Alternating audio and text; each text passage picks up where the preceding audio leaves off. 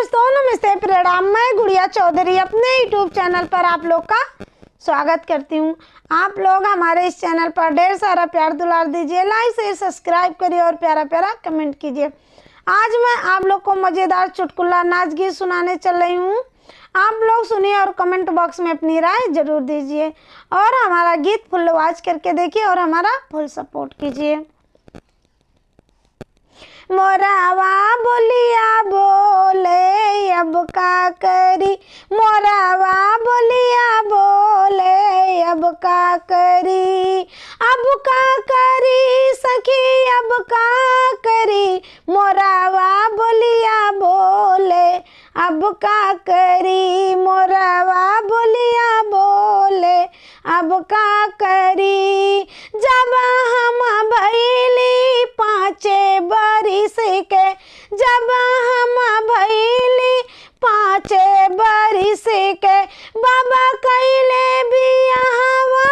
अब का करी, बाबा कैले बियाहवा अब का करी, मोरावा बोलिया बोले अब का करी, मोरावा बोलिया बोले अब का करी, अब का करी सखी अब का करी, मोरावा बोलिया बोले अब का करी, मोरावा बोलिया बोले अब का करी। जब हम भैली 8 बरिस के, जब हम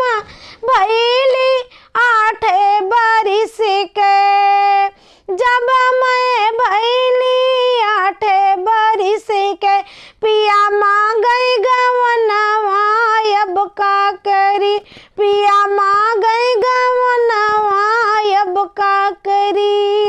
अब का करी सखी अब का करी, पिया मांगई गवनवा अब का करी, पिया मांगई गवनवा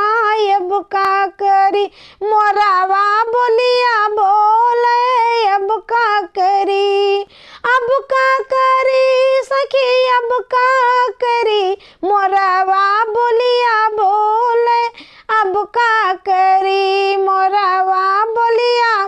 बोले अब का करी। जब हम भैली 12 बरिस के, जब हम भैली 12 बरिस के, बाबा दई देहले गवनवा अब का करी, बाबा देहले गवनवा अब का करी, मोरावा बोलिया बोले अब का करी, मोरावा बोलिया बोले अब का करी, अब का करी सखी अब का करी, मोरावा बोलिया बोले अब का करी, मोरावा बोलिया बोले अब का करी। जब हम भैली 16 बरस के, जब हम भैली 16 बरस के, पिया लाए सवतिया अब का करी, पिया लाए सवतिया अब का करी, मोरावा बोलिया बोले अब का करी, मोरावा बोलिया बोले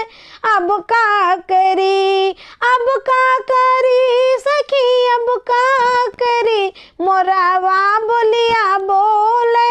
अब का करी, मोरावा बोलिया बोले अब का करी। देतू ना मोरी सासू ढाल तरवरिया, देतू ना मोरी सासू ढाल तरवरिया, अपना